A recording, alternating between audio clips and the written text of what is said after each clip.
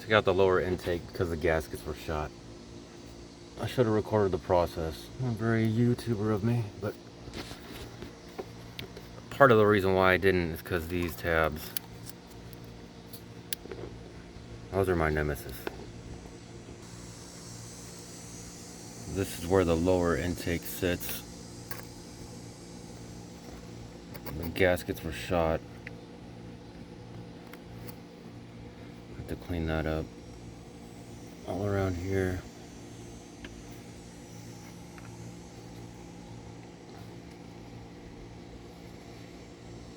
And we'll walk through the process of removing it. Here is one of the old lower intake gaskets.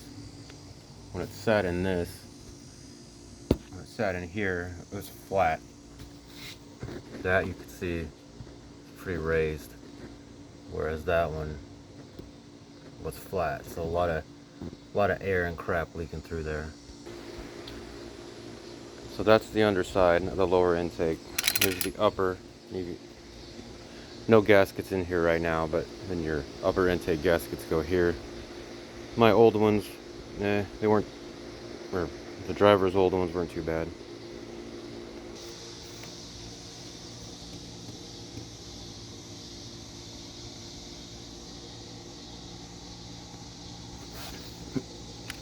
Seepage through the gasket.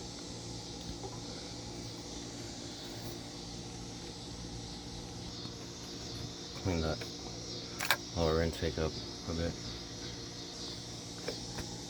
This looks like a oil cooler or something.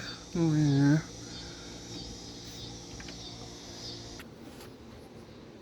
So to take off the lower intake, you have to take off the fuel rail because it sits like this. And then the injectors are surrounded with the bottom part of this manifold. So you can't lift this manifold up and over without taking off the fuel rail and injectors. Second thought, maybe you could leave this rail on.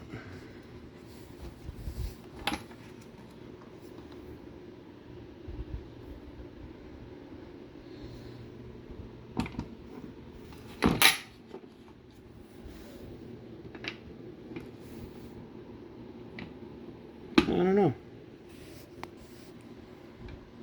So we'll see later. There's fuel rail bolts here, here, here, here. And then a fuel line that goes here. And when you have the bolts out and the harness off, you just sort of pry up and then it pops out of the port. When you're prying it out, just consideration of this hose here. And in terms of the injectors, took them out, cleaned them off, put some grease on there.